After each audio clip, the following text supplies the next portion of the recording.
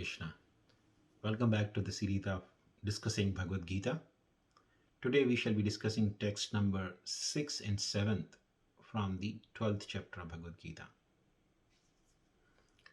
Om Ajnanatimidandasya Gyananjanachalakaya Chakshurunmilitam Yena Tasmai Shri Gurave Namah Vanchakalpatarubhyascha Kripa Sindhubhya Evacham Patitanam Pavanebhyo Vaishnavebhyo Namo Namah Shri Krishna Chaitanya Prabhu Nityananda Shri Advaita Gadadhar Shrivasadi Gaura Bhakta Vrinda Hare Krishna Krishna Krishna Hare Hare Hare Rama Rama Rama Hare Hare.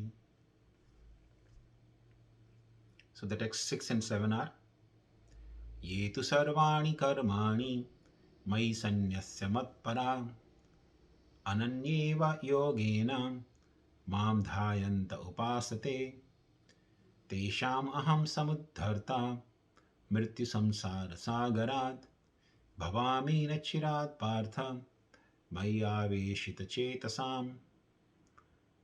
Translation: But those who worship me, giving up all their activities unto me, and being devoted to me without deviation, engaged in devotional service and always meditating upon me, having fixed their mind upon me, O son of Pṛthā, for them I am the swift deliverer from the ocean of birth and death.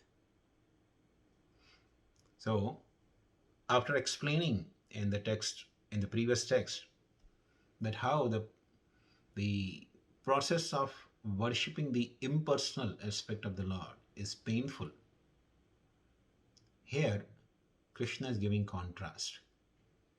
He is giving contrast how he actually becomes deliverer for the person who is attached to the personal form of the Lord.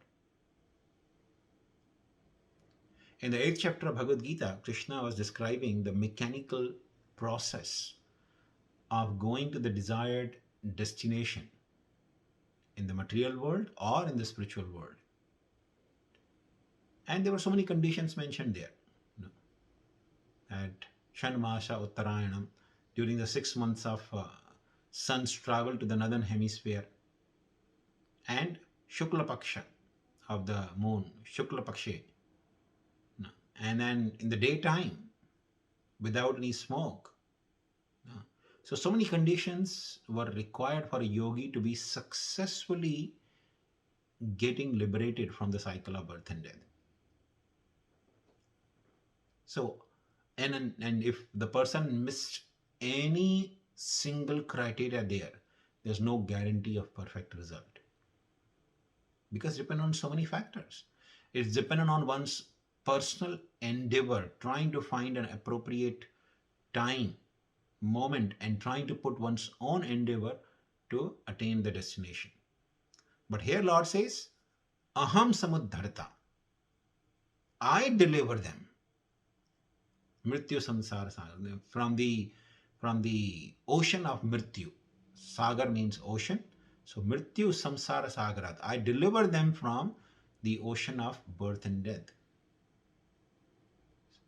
Now, Krishna is using the word sagarāt. Sagar means ocean. No matter how expert a person may be in swimming, one cannot expect to cross the ocean. Crossing the ocean by swimming is a foolish propaganda. No one can do it. It's impossible, humanly impossible to cross the ocean by swimming. So, somebody needs to pick up the person. If the person is struggling in the ocean, somebody has to come from the above and pick him up through a helicopter or somewhere. So, in the Varaha Purana, the Lord himself mentions how he comes to deliver a person who is struggling in the ocean of birth and death. He says, Garuda Skandam Aropya, riding on the Garuda's back, I come and deliver a devotee from this ocean of material existence. So Krishna actually comes riding personally on the back of Garuda to lift a person from the ocean of birth and death. Even if the person is in a most difficult or impossible situation. We had a lot of examples from the scriptures. Like Ajamil, he had committed so many sinful activities, but he was delivered at the last moment of his life simply by uttering the name of Lord Narayan. Haridas Thakur, one of the associates of Lord Chaitanya, he was a very exalted Vaishnava. He never drifted away from the principles of devotional service.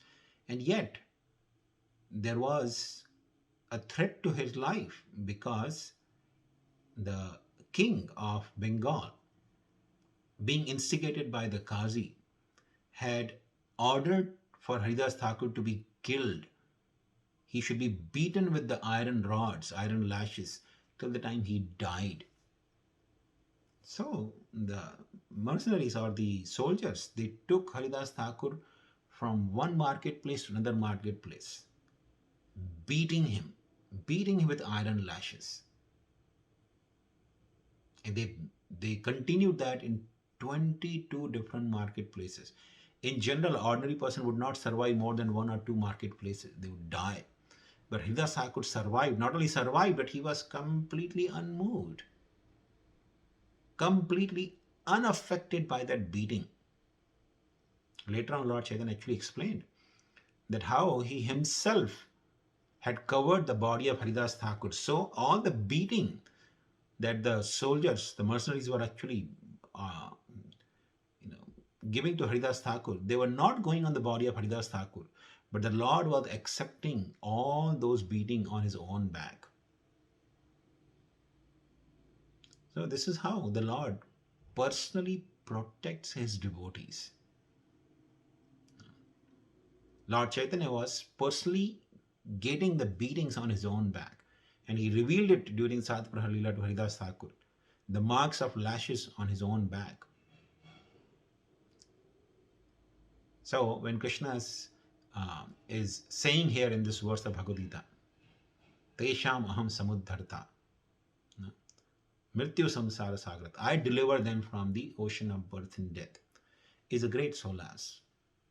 One doesn't need to put unnecessary difficult endeavor to worship the impersonal aspect of the Lord. Simply by the dint of devotional service, one can attract the mercy of the Lord and perfect one's life by going back home, back to Godhead. Thank you very much. Hare Krishna.